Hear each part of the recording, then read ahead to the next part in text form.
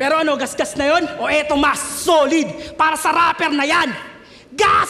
Mas solid! Magmamatter na yan. Okay, round 3 na. Ito, surprise quiz. Okay? Hulaan nyo sino MC yung nag-spit ng wordplay. Okay, una. Invictus ka na. A. Abra 2018. Or B. JD 2023. Okay, next. Palayan. A. Tipsy D 2016. Or B. JD 2023. Okay. Next. Solid gas magmamatter. A.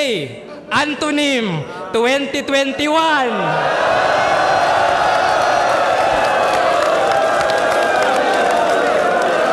Wait, or B. JD 2024.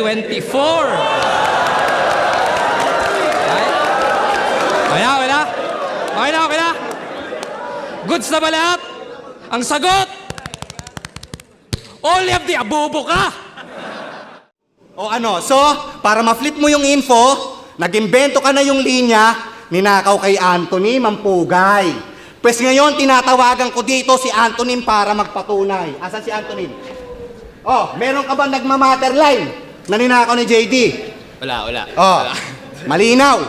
As usual, para makabars, gumawa ka na naman ng storya. Yo, tatry natin ditong ipaliwanag yung linya ni GL sa laban niya kay JD. Nagbigay siya ng surprise quiz na tayo mismo ang sasagot. Tayo mismo yung nag-assume na galing yung kay Antonym. Tayo mismo yung nagkamali dahil inisip natin na galing yung kay Antonym. Pero yun talagang intention ni GL na tayo yung magkamali para lumakas yung linya niya dito. Safe si GL dito, no? Kasi di niya sinabing ninakaw yung linya. Pero alam nyo masakit?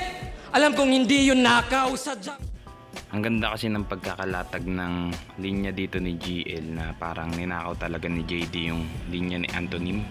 Pero tayo pa rin yung pipili nun kung letter A or letter B. Ang tamang sagot nga ay yung B, yung kay JD.